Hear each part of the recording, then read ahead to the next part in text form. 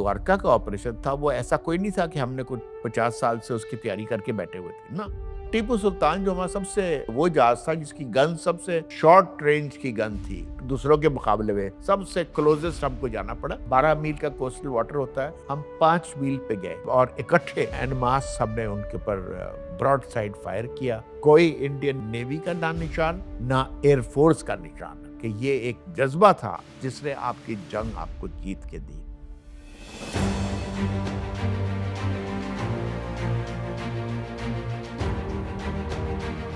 सदर पाकिस्तान ने अनाउंसमेंट की, वो खास अनाउंसमेंट जो थी, मेरे भाइयों पाकिस्तानियों, वक्त आ गया है। मेरे अजीज हमवतनों, अस्सलाम वालेकुम। 10 करोड़ पाकिस्तानियों के इम्तिहान का वक्त आ पहुंचा है।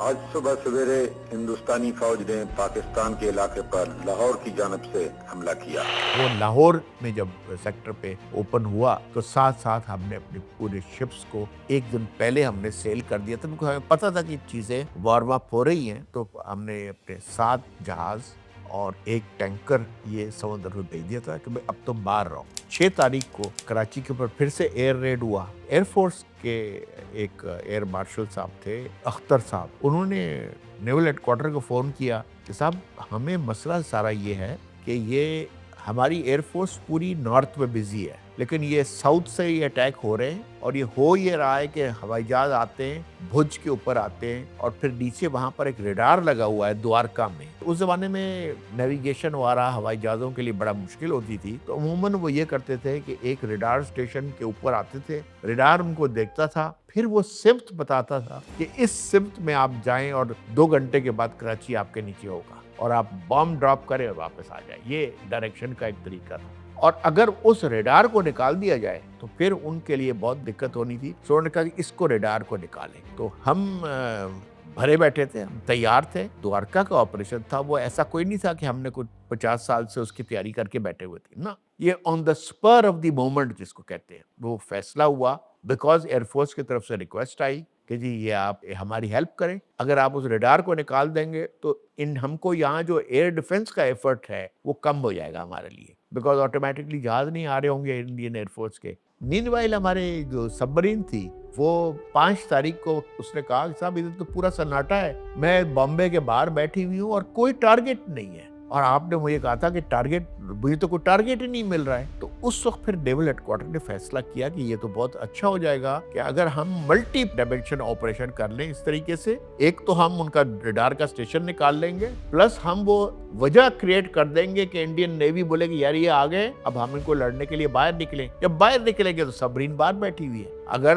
उनमें कोई करेज होती, जरूरत होती, तो वो डेफिनेटली बाहर आना चाहिए था। बिकॉज एक पूरा दस्ता जहाज आपकी कोस्ट की तरफ बढ़ रहे हैं, आप जाए उनको आप अटैक करें। लेकिन वो, और हम उसके लिए तैयार थे बिकॉज सबमरीन ऑलरेडी वहां बैठी हुई थी। कमांडर KR नियाजी जो बाद में हमारे चीफ भी बन गए, वो तैयार बैठे हुए थे और नेवल हेडक्वार्टर को कंप्लेन कर रहे थे अब जहाज कोई नहीं आ रहा है, मुझसे कोई अटैक करने के लिए टारगेट नहीं मिल रहा है। टीपू सुल्तान जो हमारा सबसे वो जहाज था जिसकी गन सबसे शॉर्ट रेंज की गन थी दूसरों के मुकाबले में, वो 5 मील से ज्यादा नहीं फायर कर सकता था। तो जब हमने ये फैसला करना था कि कितना करीब जाएंगे इंडियन कोस्ट के, वो जहाज की वजह से सबसे क्लोजेस्ट हमको जाना पड़ा। 12 मील का कोस्टल वाटर होता है, हम 5 मील पे गए, क्योंकि 5 मील तक की हमारी गन्स की रेंज थी। 5 और इकट्ठे एंड मास हमने उनके ऊपर ब्रॉड साइड फायर किया। कोई इंडियन नेवी का ना निशान ना एयरफोर्स का निशान। ऑपरेशन मिलिट्री ऑपरेशन तो जरूर था, लेकिन साइकोलॉजिकल उसका एक बहुत जबरदस्त एस्पेक्ट था। और ये इंडियन गवर्नमेंट के ऊपर एक बहुत, कि आप अपने साहिल को आप बचा नहीं सके, उनके अंदर इतनी सख्त नहीं थी कि वो बाहर आ सके। तो जज्बा ऐसा जबरदस्त था, और वो कहते हैं स्पिरिट ऑफ 1965, उसको रेफर किया जाता है कि ये एक जज्बा था जिसने आपकी जंग आपको जीत के दी।